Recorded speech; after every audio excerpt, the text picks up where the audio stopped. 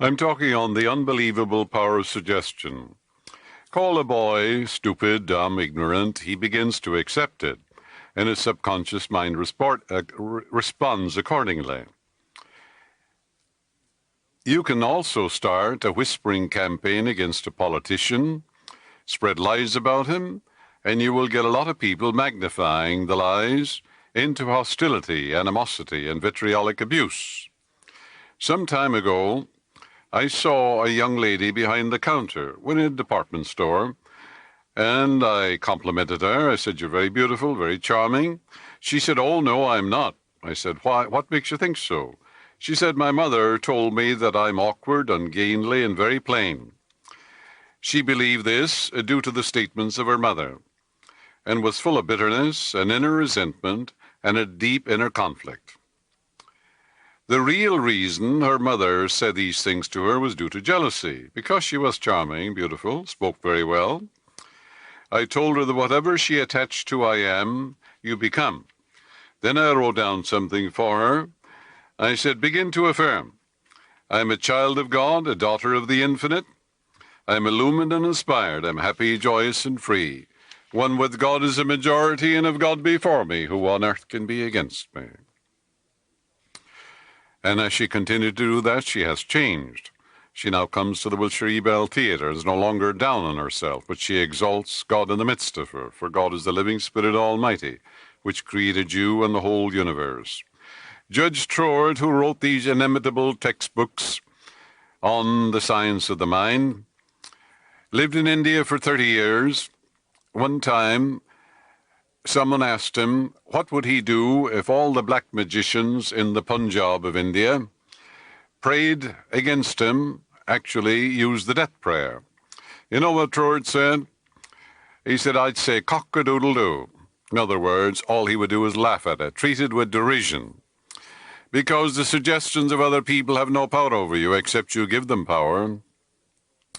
Judge Troard said, "Once admit that there is any power outside yourself, however beneficent you may conceive it to be, and you have sown the seed, which must sooner or later bear the fruit of fear, which is the entire ruin of life, love, and liberty.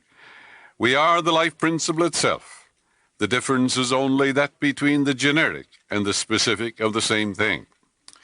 Let this be the great foundation, and never admit for a single instant any thought opposed to this basic truth of being." That's the greatest thing Troard has ever said. In other words, once admit there is any power outside yourself, and that power is thought. However beneficent you may conceive it to be, you've sown the seed, which must sooner or later bear the fruit of fear, which is the entire ruin of life, love, and liberty. I repeated that because you should ingest that in your bloodstream. You should write it indelibly in your heart. You should think about it 1,000 or 5,000 times a day. When your thoughts are God's thoughts, God's power is with your thoughts of good. Therefore, that's the meaning of one with God is a majority, and of God before you, who on earth can be against you? The suggestions of others, you see, have no power. They have no power to create the things they suggest. The creative movement is in your own thought. In the beginning was the Word was with God, and the Word, which is a thought, was God, meaning it was creative from an individualistic standpoint. For the only immaterial power you know is thought. Therefore, your thought is the power, and the thoughts of others have no power, except you accept that thought. Then that thought, which you accept, becomes the movement of your own thought. Dr. Paul Tournier, the greatest psychiatrist in Europe, said that doctors should stop making negative suggestions because people look upon them as men of authority. And if they accept, well, someone says, you're going to be deaf in a year's time, well, 2 years to the day they'll go deaf. Or if a doctor says, you lose the sight in that eye, and you believe that, of course you will. So he says we must get away from making negative suggestions, even though they seem to be based upon scientific evidence from the standpoint of medicine. You know, many religions are governed by thoughts, by suggestions, power of suggestion. There was the old preacher, and he said, if you drink too much, he said, if you run around with women and you're unfaithful to your wives, when you die, he said, you go to hell where there's gnawing and gnashing of teeth. So one old man in the back row had some sense. He said, Parson, I have no teeth.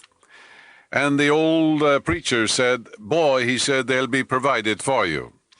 All this shows you how ridiculous these negative suggestions about God, life, and the universe are. God is the living Spirit Almighty, forever broadcasting the great eternal truths. The God presence is within you, and the impulses, the monitions, and the urges are always lifeward. Man's mind is cluttered up with false beliefs, ideas, and opinions, that his mind is opaque to these eternal truths. Fear suggestions to a man full of confidence and faith have absolutely no effect. It reinforces his faith and his confidence in the principle of success. He knows the infinite can fail, and your suggestions of failure simply give him greater confidence in the inner powers within him. Suggestions which affect us are those which find the kindred spirit within us. Dr. Brunt of South Africa, she was head of the religious science movement there, where I lectured many years ago, and she told me about the voodoo curse. So I visited this particular mine where 9,000 men were employed, and there were 3 men in charge of them. I spoke to a couple of the doctors who were present, and they said it's true. When one of these men violates the code, he gets the skull and crossbones by a messenger from another one of the states. And he's told that the voodoo curse is on him. Sometimes the curse says, you will die at 6 o'clock. He says this perfect specimen of humanity sits down and dies at 6 o'clock. So this doctor says, fear killed him. He says, these men kill themselves. You know, the missionaries are cursed by these voodoo doctors because they're taking business away from them. But you know, there's nothing in the subconscious of the missionary that generates fear regarding a voodoo curse. And therefore they laugh at the curses pronounced upon them and the execrations of the voodoo doctor. They laugh also at the skull and crossbones which are given to them by messenger. But you see, to the natives, they're brought up in the belief that the voodoo doctor has some great power, some occult power, and therefore the suggestions of the voodoo doctor have power because these men give them power. So realize the power is in the movement of your own thought, and no one has the power to hurt you but yourself. Who shall hurt you if you're a follower of that which is good? No evil shall befall the just, no plague shall come nigh thy dwelling. No good thing shall be withheld from him who walks uprightly in the law. One with God is a majority, and if God be for you, who can be against you? I will fear no evil, for thou art with me, thy rod and thy staff, they comfort me. I dwell in the secret place of the Most High. I abide in the shadow of the Almighty. I will say of the Lord, he's my refuge, my fortress, my God, in him will I trust. Surely he will cover me with his feathers, and under his wings shall I rest. The truth of God shall be my shield and buckler. Then you are told, shall not be afraid for the terror by night, or the arrow that flieth by day, or the pestilence that walketh in darkness. No, for his angels shall watch over you and bear you up, lest you dash your foot against a stone. Identify yourself with these great eternal truths, and you build up an immunity, a divine antibody. You become God-intoxicated, and you walk the earth with the praise of God forever on your lips. Dr. Bales, who was a great teacher here in Los Angeles, who had studied medicine in London, had told a group of us at the New Thought movement that in his last year as an intern, he and other interns would give patients what they called a placebo, which is mycopanis, so that means a little crumb of bread or a little sugar of milk tablets, put in a capsule form and colored. Nothing in it at all but sugar and milk, absolutely inert substance. And then he said we would say, well, now this is a new drug, a new chemical. It'll take away all the migraine. It's from Germany. A new research product. Take away all that migraine, heal up your ulcers, remove this pain that you have. And he said they'd come back next week and say, oh, doctor, that was marvelous medicine. That was wonderful. I need some more of that. And it was absolutely nothing in the world but sugar or milk, showing you the power of suggestion. The suggestion by Dr. Bales released their healing power, and they accepted it, just like when you're hypnotized and mesmerized, you know, they can operate on you. They can take a leg off, they can remove a tumor, ulcers of the stomach and growths and everything else. So you feel absolutely nothing. Why? Because when you are hypnotized, the doctor made a suggestion that you'll feel no pain, that you'll be insensitive to all pain, and lo and behold, you are. Dr. Elsie McCoy, who was a chief surgical nurse in a Chicago hospital for many years, she had these post-operative patients. They were crying out at night, full of pain. They wanted morphine. So she said, oft times I would take a syringe and take a half a cc or 1 cc of distilled water, and I would go to the patient, and I said, all right, now, my dear, I'm going to give you half a grain of morphine, subcutaneously. And she said, I would inject the distilled water, and they'd go off to sleep for 12 hours. And all pain, of course, was taken away. What happened? They accepted her suggestion. They said, this is morphine, according to their belief as it done unto them, just the same as if they were hypnotized or mesmerized and told, you have no pain. You'll feel absolutely nothing. You'll be insensitive to all pain. And they accept that. This is the power of your mind. Marvelous power. So begin to think about the tremendous powers within you. Dr. David Seabury, a great psychologist who was passed on a few years ago, but many of you knew him, many of you studied under him. His father was secretary to Dr. Phineas Parkes Quinby in 1847. Actually, his father, he said, Quinby died in his father's arms.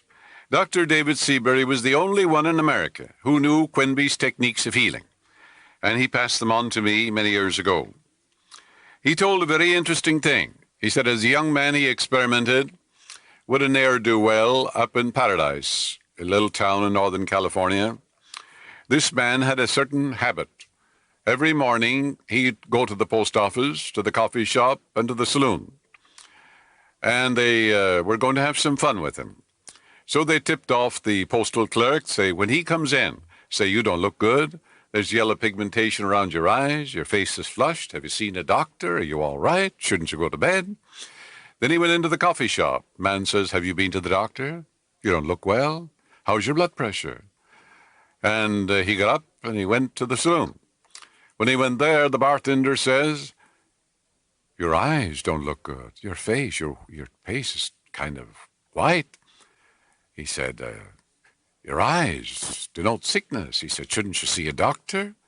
So he said, the man went home, got deathly ill. They had to call a doctor, and he said Seabury had to go in, tell him it was all a joke, but they had a tough time with him.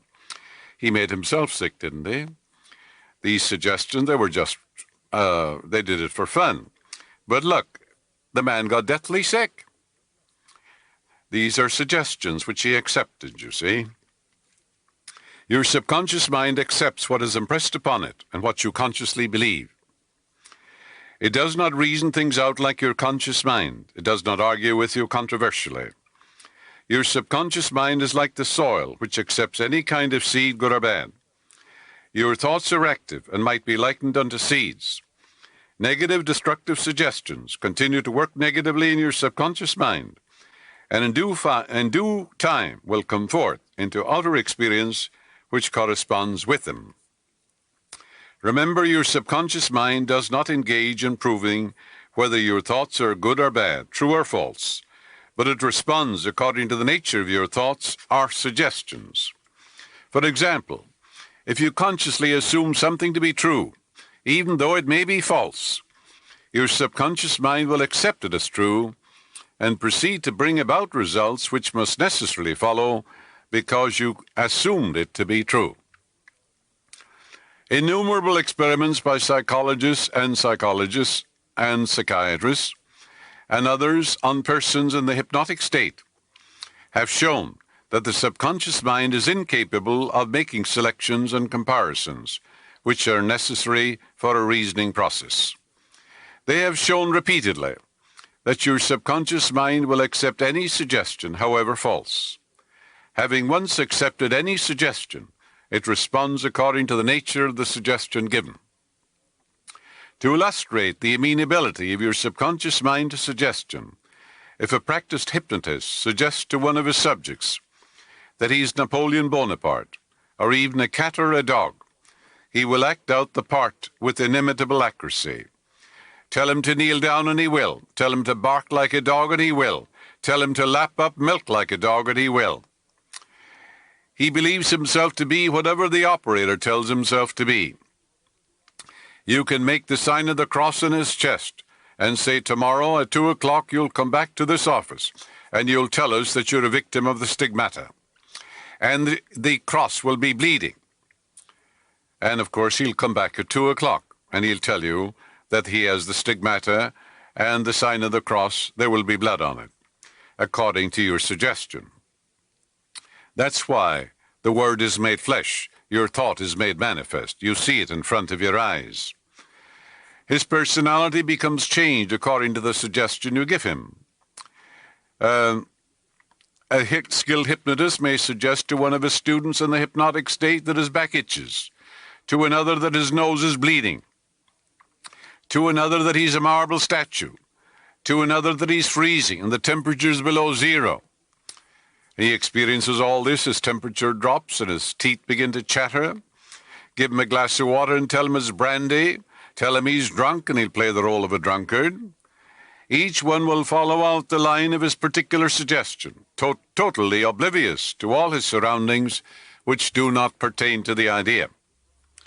These simple illustrations portray clearly the difference between your conscious reasoning mind and your subconscious mind, which is impersonal, non-selective, and accepts as true whatever your conscious mind believes to be true. Hence the importance of selecting thoughts, ideas, and premises which bless, heal, inspire, and fill your soul with joy.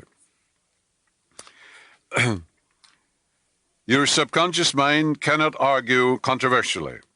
Hence, if you give it wrong suggestions, it will accept them as true and will proceed to bring them to pass as conditions, experiences, and events.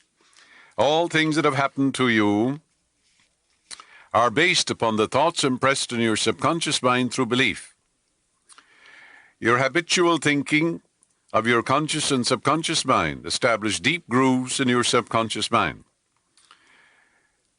You must realize that your conscious mind is the watchman at the gate. Its chief function is to protect your subconscious mind from false impressions. You are now aware of one of the basic laws of mind. Your subconscious mind is amenable to suggestion. As you know, your subconscious mind does not make comparisons or contrasts, neither does it reason and think things out for itself. This latter function belongs to your conscious mind.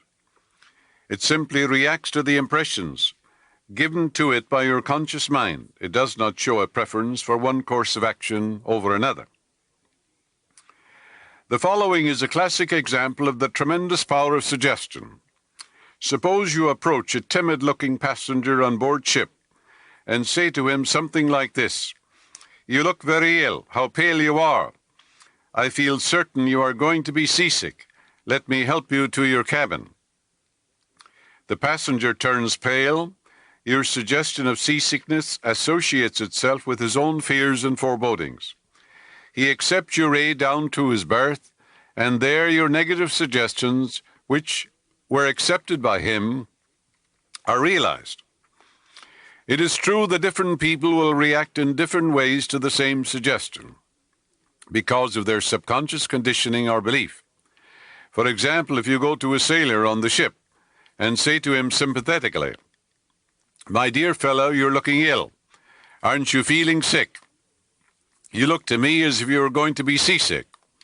According to his temperament, he either laughs at you or at your joke, or expresses a mild irritation, or treats you with derision. Your suggestion fell on deaf ears in this instance, because your suggestion of seasickness was associated in his mind with his own immunity from it. Therefore it called up not fear or worry, but self-confidence and faith.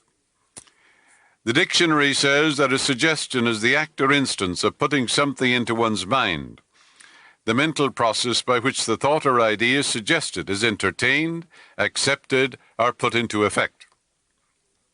You must remember that a suggestion cannot impose something on the subconscious mind against the will of the conscious mind. You have the power to reject any negative suggestion. In other words, your conscious mind has the power to reject any false or negative suggestion. In the case of the sailor, he had no fear of seasickness. He had convinced himself of his immunity, and the negative suggestion had absolutely no power to evoke fear. The suggestion of seasickness to the other passenger called forth his indwelling fear of sickness. Each of us has his own inner fears, beliefs, opinions, and these inner assumptions rule and govern our lives. You could say to that man, I'm going to roll with the blows. I'm going to have the time of my life. I'm going to have the most wonderful experience on the ship in my life. You would neutralize it, wouldn't you? A suggestion has no power in and of itself, except it is mentally accepted by you. There is no inherent power in a suggestion. The power is in your thought. You might as well get that clearly. Every 2 or 3 years, I give a series of lectures at the London Truth Forum in Caxton Hall, London. This is a forum I founded about 30 years ago. Dr. Evelyn Fleet, a distinguished psychologist, she's the director of that forum. She told me about an article which appeared in the English newspapers dealing with the power of suggestion. This is the suggestion a man gave to his subconscious mind over a period of 2 years. He said, I would give my right arm to see my daughter cured. It appeared that his daughter had a crippling form of arthritis, together with a so-called incurable form of skin disease. Medical treatment had failed to alleviate the condition, and the father had an intense longing for his daughter's healing and expressed his desire in the words just quoted. Dr. Evelyn Fleet said the newspaper article pointed out that one day the family was out riding when their car collided with another. The father's right arm was torn off at the shoulder, and immediately the daughter's arthritis and skin condition vanished. That's a terrible price to pay for a healing, isn't it? Your subconscious doesn't take a joke. It takes you literally. You better stop giving it the wrong suggestions. There's nothing good or bad, but thinking makes it so. You must make certain to give your subconscious mind only suggestions which heal, bless, elevate, inspire you in all your ways. Remember that your subconscious mind cannot take a joke. It takes you at your word. It takes you literally. Stop saying, I can't be healed. I can't make ends meet. Your subconscious will see to it that you can't. A young singer was invited to give an audition. She had been looking forward to the interview, but on 3 previous occasions she had failed miserably due to fear of failure. She was giving suggestions of failure to her own subconscious. She had a good voice, but she'd been saying to herself, when the time comes for me to sing, maybe they won't like me. I'll try, but I'm full of fear and anxiety. I'm bound to fail. Her subconscious mind accepted these negative autosuggestions as a request, and they proceeded to manifest them and bring them into her experience. The cause was an involuntary autosuggestion, that is, silent fear thoughts, emotionalized and subjectified. You see, your thought is your prayer. If you don't know the workings of your mind, how on earth can you pray? She overcame it by the following technique. 3 times a day, she isolated herself in a room. She sat down comfortably in an armchair, relaxed her body and closed her eyes. And she imagined she was as relaxed as a wet leaf on a log. Did you ever see a wet leaf on a log? Picture it in your mind and you'll relax. She stilled her mind and body in a wonderful way.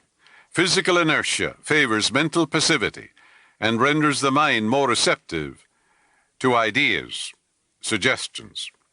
She counteracted the fear suggestion by saying to herself, God is the great singer. God is the great musician within me, the living Spirit Almighty.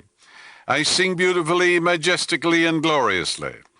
I am poised, serene, confident, and calm. She repeated the statement slowly, quietly, and with feeling from 5 to 10 minutes at each setting, knowing that whatever you attach to, I am, you become. She had 3 such sittings every day and one immediately prior to sleep. At the end of a week, she was completely poised and confident. When the invitation to audition came, she gave a remarkable, wonderful audition. You see, the law of your subconscious compulsive, and you're compelled to give a marvelous rendition. A woman aged 75 was in the habit of saying to herself, I'm losing my memory. You can't lose your mind or your memory. Whatever you have ever learned, even in your mother's womb, is recorded faithfully in your subconscious mind. It forgets nothing, you know. It's the storehouse of memory. What most people need is forgettery, to coin a word. Because they're remembering the old grudges, the peeves, the lawsuit. They're remembering their losses of 29 and 30, and they're still talking about them. They should forget these things, but they don't. She said, my memory, she reversed it. My memory from today on is improving in every way. I shall always remember whatever I need to know at every moment of time and point of space. The impressions received will be clearer and more definite. I shall retain them automatically and with ease.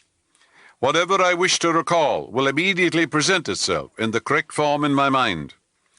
I am improving rapidly every day, and very soon my memory will be better than it has ever been before. At the end of 3 weeks, her memory was back to normal, and she was delighted. She gave new impressions to her subconscious mind, and whatever you impress in your subconscious mind will be expressed on the screen of space. Yes, it'll come forth as form, function, and experience and event. Some comments on heterosuggestion. Heterosuggestion means suggestions from another person. In all ages, the power of suggestion has played a part in the life and thought of man in every period of time, and in each country of the earth. In many parts of the world, it is the controlling power of religion, such as you're a sinner, you know. And the devil is going to get you, and when you die, you're going to go to hell, and things of that nature. It frightens the life out of people. There were some clergymen here some years ago, not so many years ago either, said the Lord spoke to them. All this is hypnotic. And the Lord said that California and Los Angeles was such a bad city that we'd all be taken out into the ocean, you know. Great earthquake would take place, and we'd all be wiped out, and California would be taken into the ocean. You know very well, hundreds or I think thousands left. They went to Mississippi, Arizona, and all over the place. And of course, the earthquake hasn't taken place. Don't be a prophet of doom or gloom. Be a prophet of God or good. Some people have called me up about that earthquake, and I say to them, can you swim? Oh, they say yes. Well, I said, then we have no problem. You can swim your way to safety. You can see how silly these hypnotic suggestions are, but how diabolical they are when you frighten the life out of a person. So they sell their home, give their goods away for practically nothing, and go off in fear. If you dwell in the secret place of the Most High, you abide in the shadow of the Almighty. You'll say of the Lord, He's your refuge and your fortress. My God, in Him will you trust. Place your trust in the God presence. As Taniguchi of Japan says, when the earthquake or the flood takes place, the truth student isn't there. He's always protected. Why? Because the truth is your shield and buckler. You'll fear no evil, for God is with you. His rod and His staff, they comfort you. And that's prayer, isn't it? Suggestion may be used to discipline and control ourselves, but it can also be used to take control and command over others who do not know the laws of mind. Politicians use it. They use it negatively. They inveigh against others, you know. They say, soak the rich and all this sort of thing. They appeal to the biases and prejudices of people. And, of course, you know, it's a lot of Tommy rot. But they're looking for votes, and these people are gullible, and they're just brainwashed and mesmerized. Because if you're emotionally aroused, you can be manipulated. You see, It's very dangerous to get into a negative emotion because that moment you have a wavelength that gets you into trouble. You communicate with all the trouble in Los Angeles, and you can be manipulated because you're highly suggestible. You better watch yourself. From infancy on, the majority of us have been given many negative suggestions. Constructive suggestions, of course, are wonderful and magnificent. In its negative aspects, suggestion is one of the most destructive of all the response patterns of the mind, resulting in war, misery, suffering, racial, religious prejudices, and disaster. The dictators, despots, and tyrants of the world, they know the power of suggestion. Stalin practiced it. Hitler practiced it, appealing to the religious prejudices, racial prejudices of people. Then when they were highly emotionally aroused, he planted these suggestions, repeating certain things over and over again, and poor millions of these people, like in Russia too, didn't know they're brainwashed or mesmerized. They are today. Probably in China too. So from infancy on, the majority of us have been given many negative suggestions. Not knowing how to thwart them when we were young, we unconsciously accepted them. Here are some of the negative suggestions. You can't, you'll never amount to anything, you mustn't, you'll fail, you haven't got a chance, you're all wrong, it's no use. It's not what you know, but who you know. The world is going to the dogs. What's the use? Nobody cares. It's no use trying so hard. You're too old now. Things are getting worse and worse. Life is an endless grind. Love is for the birds. You just can't win. Pretty soon you'll be bankrupt. Watch out, you'll get the virus. You can't trust a soul. All right, you begin to talk like that. These are commands to your subconscious mind, and your life will be a living hell. You'll be frustrated, neurotic, inhibited. You'll haunt the psychiatrist's offices because you're giving these destructive suggestions to yourself. Unless, as an adult, you use constructive prayer process, which is reconditioning therapy. The impressions made on you in the past can cause behavior patterns that cause failure in your personal and social life. Pick up the paper any day. You can read dozens of items that could sow the seeds of futility, fear, worry, anxiety, and impending doom. If accepted by you, these thoughts of fear could cause you to lose the will for life. Knowing that you can reject all these negative suggestions by giving your subconscious mind pattern of prayer, such as reading the Psalms before you go to sleep, then you counteract all these destructive ideas. You don't have to be influenced by destructive heterosuggestions. If you look back, you can easily recall how parents, friends, relatives, teachers, clergymen contributed in a campaign of negative suggestions. Study the things said to you, and you will discover much of it was in the form of propaganda. The purpose of much of it was to control you or instill fear into you. The heterosuggestion process goes on in every home, office, factory, and club. You will find that many of these suggestions are for the purpose of making you think, feel, and act as others want you to do, and in ways that are to their own advantage. A relative of mine went to a crystal gazer in India some years ago, and the crystal gazer told him that he had a bad heart and predicted that he would die at the next new moon. He began to tell all members of his family about this prediction, and he arranged his will. This powerful suggestion entered into his subconscious mind because he accepted it completely. My relative also told me that this crystal gazer was believed to have some strange occult powers, and he could do harm or good to a person. He died as predicted, not knowing that he was the cause of his own death. Post-mortem showed there was nothing at all wrong with his heart. He killed himself. I suppose many of us have heard similar stupid, ridiculous, superstitious stories. Let us look at what happened in the light of our knowledge of the way the subconscious works. Whatever the conscious reasoning mind of man believes, the subconscious mind will accept and act upon it. My relative was happy, healthy, vigorous, and robust when he went to see the fortune-teller. She gave him a very negative suggestion, which he accepted. He became terrified and constantly dwelt upon the fact that he was going to die at the next new moon. He proceeded to tell everyone about it, and he prepared for the end. The activity took place in his own mind, and his own thought was the cause. He brought about his own so-called death, or rather destruction of the physical body, by his fear and expectation of the end. The woman who predicted his death had no more power than the stones and sticks in the field. Her suggestion had no power to create or bring about the end she suggested. If he had known the laws of mind, he would have completely rejected the negative suggestion and said, "My life is God's life. I live forever." And he would have neutralized it. And he would have refused to give her words any attention, knowing that in his heart he was governed and controlled by his own thought and feeling.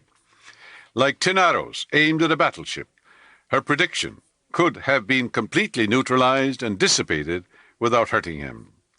The suggestions of others in themselves have absolutely no power whatever over you, except the power that you give them through your own thought. You have to give your mental consent. You have to entertain the thought. Then it becomes your thought, and you do the thinking. Remember, you have the capacity to choose, and you can choose whatsoever things are lovely and of good report. You know, Dr. James L. Dale, a Scots surgeon, long before ether or chloroform were discovered, he performed over 400 major operations, such as amputations, removal of tumors and cancerous growth, operations in the eye, ear, and throat. All these operations were conducted under mental anesthesia, suggestions given to men and women in a trance state, and he did all these amputations and major operations without any anesthetic. They weren't even known. This shows you the power of your deeper mind. Dr. Esdale had only a mortality rate of 2 or 3%. He taught, orderlies to go around, make passes, and hypnotize people and tell them after the operation, you'll have no infection, your wound will heal, you'll be wonderful, and so on. And infection was reduced to a minimum. All this was due to the suggestions by Dr. Esdale to the subconscious mind of his patients, and they responded accordingly. Isn't that a wonderful way to realize the wonderful good you can do with constructive suggestions, you see? Now, recently I received a letter from a waiter in Honolulu whom I had met on a recent trip there. I have many friends in the Hawaiian Islands. I have met some kahunas. They're good and bad kahunas. A kahuna is a Hawaiian priest. So this waiter said someone was practicing black magic against him, that he was cursed, that everything was going wrong in his life. He mentioned the name of the man who he believed was using voodooism or sorcery against him. Remember, sorcery, voodooism, Satanism, and all these things are words used to cover the ignorance and the gross ignorance of people. There's only one power, and when you use that power negatively, you can call it Satanism, voodooism, black magic, sorcery, or anything under the sun. But that's all it is. It's a power, but it's not the power. The power is the I am, the God presence within, moving as unity. It's omnipotent and supreme. There's nothing to oppose it or thwart it or impede its growth or expansion. And therefore, that's why one with God is a majority. I wrote him a lengthy explanation highlighting and pointing out that all the water in the ocean couldn't sink a ship unless it got inside. Likewise, negative thoughts of others could not enter into his mind unless he opened the door of his mind and gave them entrance, and that God and man are one. There are two ends of the stick, you know. There's the universal at one end and the individual at the other end. And the stick is one piece, so there's no separation. So that same power is within you. So I said, this is indisputable, uncontrovertible, and eternal truth. God is all there is. God is absolute truth, boundless love, infinite life, absolute harmony, infinite joy. I told him that when his thought is God's thought, God's power is with his thoughts of good, that his thought is creative, that when he thinks of God's love, peace, harmony, and joy, he's automatically protected and immune to all the toxic effluvia of the mass mind. Actually, when he thinks of the eternal verities, it is God thinking through him. And whatever God thinks can only result in divine law and order, heaven's first law. I gave him the age-old spiritual prescription, the source of which is lost in antiquity. Sit down quietly 2 or 3 times a day and imagine that you're surrounded by a sacred circle of God's light. As you continue to do this, after a day, you will actually see a golden circle of healing light all around you. This is an emanation of the God presence within you, rendering you impervious to all harm. You are now invulnerable and completely insulated from the fear thoughts or negative suggestions of others. Make a habit of this. Whenever you think of the voodoo man, simply affirm, God's love fills my soul. I loose him and let him go. God's love fills his soul. You see, if you can't give it, you can't receive it. If you can't hate a person, you can't receive hate. If you can't pour out negative suggestions and wish for them failure, you can't receive it. You can't receive anything you can't give. Therefore, you're glad to give love, goodwill, peace, harmony, wish for everyone all the blessings of heaven. Therefore, you could have 1,000 people thinking negatively of you. It would all boomerang back to them because you couldn't receive it, because you can't give it. It's so simple. A child could understand it. The sequel to this was most interesting. The waiter continued in the above prayer process. At the end of a week, he read in the paper that this voodoo man had dropped dead in the street, presumably of a heart attack. The explanation to this episode is again very simple. The negative thoughts and imprecations hurled against him by the voodoo practitioner had no place to go, as he no longer received them. On the contrary, he poured out benedictions and orisons on his well-wishers. Orison is an old word for meditation and prayer. And then the proverbial boomerang took place. These negative emotions engendered by the voodoo practitioner recoiled with double force back on him, and he actually killed himself. Because if you're wishing death for another, you're thinking it, you're feeling it, and you will create it in your own mind and body, and you'll kill yourself. The other person can prosper like the green bay tree. Perhaps he's full of love and goodwill, and therefore he can't receive it. And then who gets it? You get it. You get the boomerang. Comes back to you double force. Remember, you're the only thinker in your universe, and since your thought is creative, what you are thinking about the other, you are creating within yourself. When you send out murderous or evil thoughts to another who has insulated himself by godlike thoughts and cannot receive the negative vibrations, they return to you with double force. That's why the golden rule is the great law. This is referred to as the boomerang. Furthermore, to think or wish evil for another is to kill love, harmony, peace, beauty, and joy within yourself. These thoughts generate emotions, and emotions kill or cure. Evil thoughts plus the conscious emotions generated, or subconscious emotions generated by them, accumulate in your subconscious mind, bringing about self-destruction, which can cause a fatal disease. Or someone else may be the instrument through which you meet your death, for all murder is really self-murder. Then you'll say, why did this happen to me? Or maybe you'll say it's the malefic configuration of the stars. Let me tell you something about these stars. You believe in God who made the stars. You don't believe in a created thing.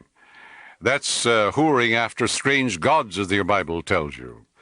You're giving power to a created thing instead of the Spirit, which is omnipotent, supreme, the all-powerful one, the all-wise one. Well, anyhow, these were two doctors. They're twins, identical twins, born the same second, one after another. And one took up unity and became a profound student of the science of mind, prayer, meditation, mystic visioning. The other took up numerology and numbers and astrologies and malefic configurations in the sky. He didn't know, that these things had no power. They have power if you believe them, yes. And if the mass mind believes in these things, and you accept these things, they'll come to pass according to your belief as it done unto you. Well, anyhow, he was told that Neptune was square his sun, and Saturn was square another, his natal sign, and so forth, and there was loss and lack and limitation. He was in danger of an accident and sickness and what have you. The other brother, remember, they're just identical twins. Well, this man who believed in all these diabolical configurations, he had a terrible accident. His house burned down. One of his children, took an overdose of a drug and killed himself. He was demoted. he was sued, and also he was disciplined by the medical authorities. His brother was prospered, honored, and received in foreign countries, and had the most wonderful year of his life. Honor, recognition, promotion. Yes, one brother believed in prayer, and the other brother believed in the stars. You know, if you told an astronomer today that you were born in Pisces, do you know he'd laugh out loud at you?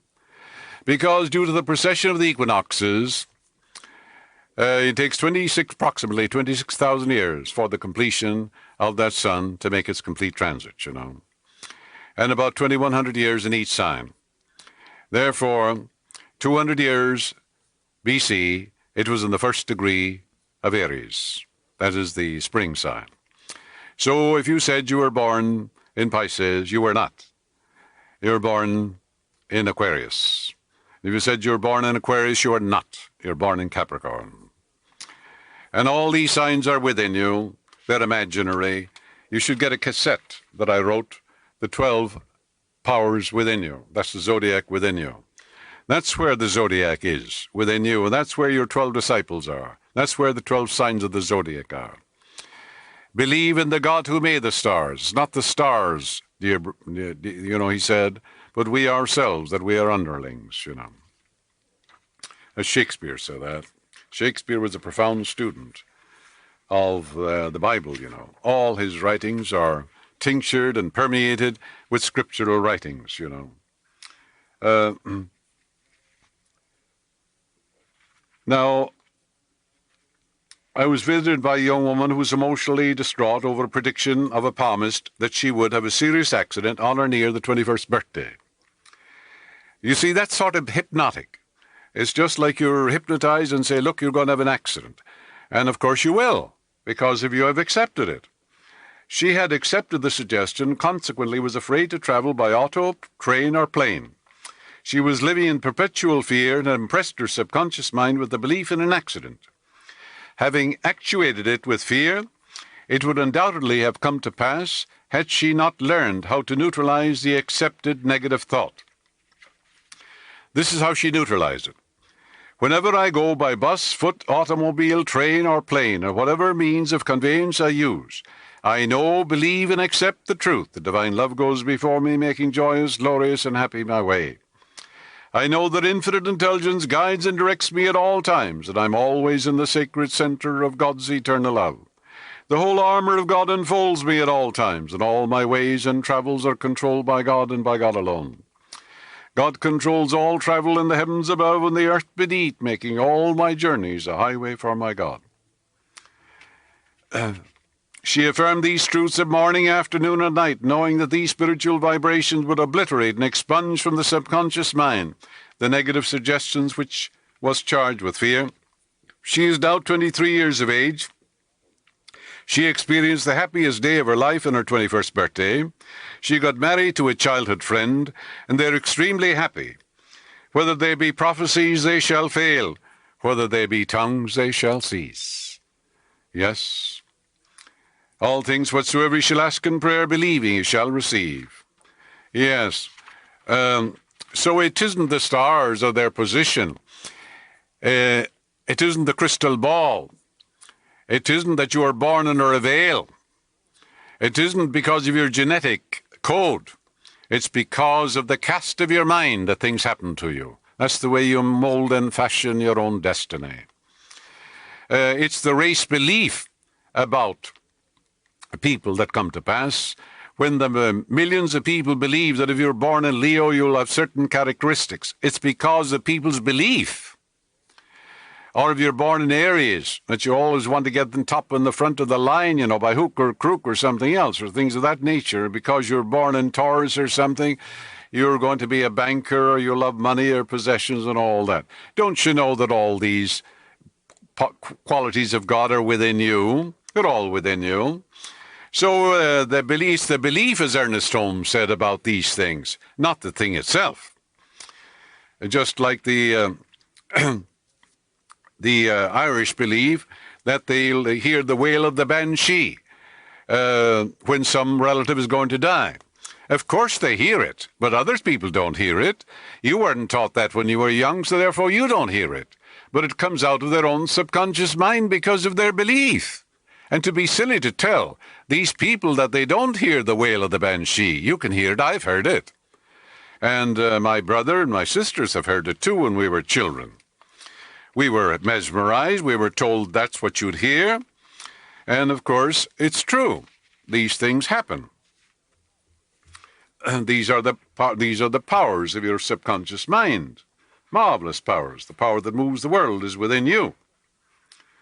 You mold and fashion your own destiny. The book of Proverbs says, put away the froward mouth and the perverse tongue. Yes. Jealousy is the green-eyed monster. We poison the banquet, don't we? And then we eat the food we poisoned ourselves. The injured lover's hell, Milton called it. When you're jealous or you're angry or you're envious, you're in a negative wavelength, and all the negative vibrations in Los Angeles move in upon you. When you're angry, you're highly suggestible. Your mind can be manipulated. People can take advantage of you.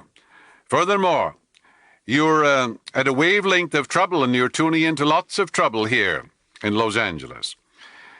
If you're angry and full of hostility, these emotional states, as I told you, are highly suggestible.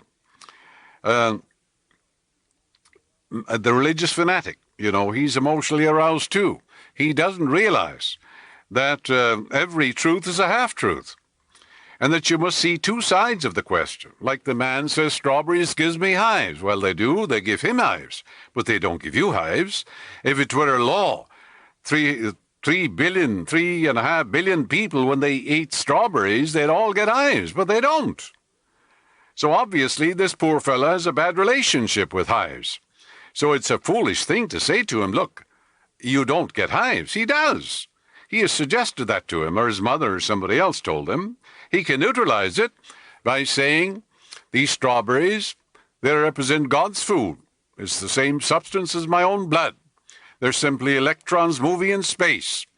And I eat these strawberries with joy. They're transformed by the creative intelligence into beauty, order, symmetry, and portion, so that in my flesh, in my body, shall I see God, beauty, made manifest.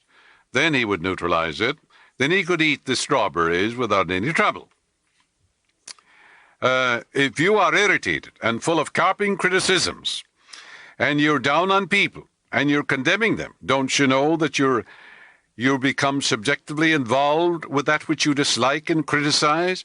Don't you know that you're molded in the image and likeness of that which annoys and irritates you? Don't you know that you become what you condemn? It's the nature of love as well as it is the nature of hatred, to mold us into the image and the likeness of that which we contemplate. Furthermore, you're in a wavelength of trouble, and you're in for lots and lots of trouble.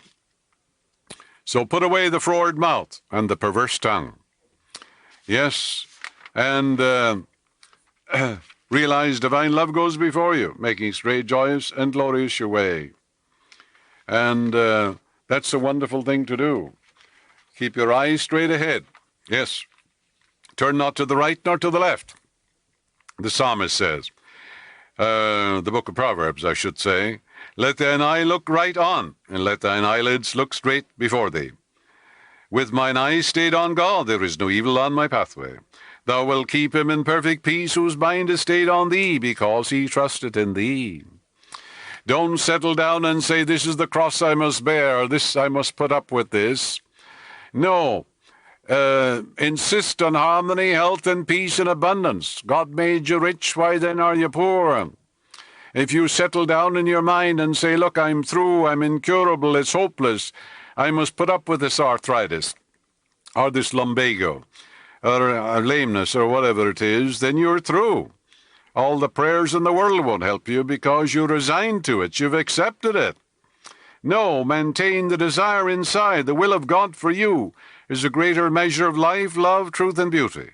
The will of God for you in the design is health, a greater measure of peace and joy. God made you rich, why then are you poor? The will of God for you is something transcending your fondest dreams. You know very well if you burn yourself, it reduces the edema. If you cut yourself, it forms thrombin. The tendency of life is to heal. It's God seeking expression through you, saying, come on up higher. I have need of you. It's God seeking a holy receptacle that he might express himself at higher levels through you, because you are the focal point of the divine. You're God's son, you're God's daughter. God loves you. You are God made manifest. God is seeking expression through you. I am the Lord that healeth thee. I am the Lord thy God, I will come and heal thee. I will restore health unto thee, and heal thee of thy wounds, saith the Lord. Is the Lord's hand shortened that he cannot save?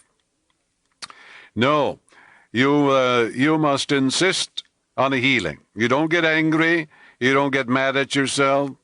You don't become impatient. Impatience possesses your soul. But you continue to have the urge for healing. You don't settle down. You say, there is a solution, there is a way out, and I'll never rest until I get harmony and peace and love and wholeness into my life. Now remember, don't get violent, because then you'll only get worse. You don't go too far to the right or too far to the left. Yes. Turn not to the right nor to the left. Yes, don't get all absorbed in the phenomena of the world and judge according to appearances. And don't go too much to the left. In other words, don't bother with your Ouija board. You're only talking to yourself. Don't you know when you operate the Ouija board, it's your own subconscious talking back to you? And if you believe in evil entities or something, then your subconscious plays the role of an evil entity, and many people go insane. They go completely nuts. Yes, they do. Don't wake up, for heaven's sake. You're simply talking to yourself. That's all. And you don't believe in evil entities. You don't believe in fortune tellers or crystal balls. But you do believe, with mine eyes stayed on God, there is no evil on my pathway. That you do believe. That your thought and feeling creates your destiny. And if there be prophecies, they shall fail. How could you predict for a courageous man failure? How could you predict incurability for a man who believes in the healing power of God? You couldn't do it. He said, I am the Lord that healeth thee. All healing is of the Most High. So stop going to the right and left. Walk the middle road, the royal path of the ancients, and the middle path. Yes, your own consciousness is the path, the way. I am the way. Every truth, yes, is a half-truth. You must see two sides to it, you know. So God is the only truth. I am the way, I am the truth, and I am the life. Yes, realize, therefore, that your own thought and feeling creates your destiny. To believe something is to accept it as true. What you decide to be true with your conscious mind, you will experience with your subconscious mind on the screen of space. And it's very wonderful. So there's a road, there's a highway. There's a main road. It's the road to holiness. It means wholeness, you see. It's the path of freedom. But that path is within you. When you decide to be true, whatever you decide to be true, in your conscious mind, you will experience with your subconscious mind. Therefore, believe that God or infinite intelligence is guiding you. Right action reigns supreme. Divine law and order governs you. Divine peace fills your soul. Begin to believe in all these things. You don't create these things, but you activate them, make them potent in your life. Your subconscious beliefs dictate, control, and manipulate all your conscious actions. Begin now to believe, claim, and feel and know that God is guiding you in all your ways. The divine law and order, heaven's first law, govern all your activities. Yes, that divine right action governs you at all times, that God is prospering you in all ways, that you're inspired from on high. As you accept these truths with your conscious mind, your subconscious will bring all these things to pass, and you will discover that all your ways are pleasantness and all your paths are peace. If you don't do your own thinking and your own praying, the mass mind will move in upon you and do all your thinking for you. It will manipulate you. It's called Pharaoh in the Bible. And then you put yourself in prison, the prison of fear and sickness. Do your own thinking. Don't let your mother-in-law do the thinking for you. Don't let the radio generate your emotions for you. Control your own emotions. You have seen on TV soap shavings fed to a hypnotized person, and he insists he's eating apple pie with ice cream. You've seen it many times. Tell him his left nostril is bleeding, and 'twill begin to bleed in front of your eyes. Put your finger on his neck and tell him it's a red-hot poker. You'll see vesication and suppuration and real blister in front of your eyes. Then you know that the Word is made flesh, for the Word is a thought expressed. And you say, why didn't my parents tell me that? Why didn't the clergyman tell me that the Word is made flesh, that my thought is made manifest, that my thought is creative? Then I would have some respect for my thought.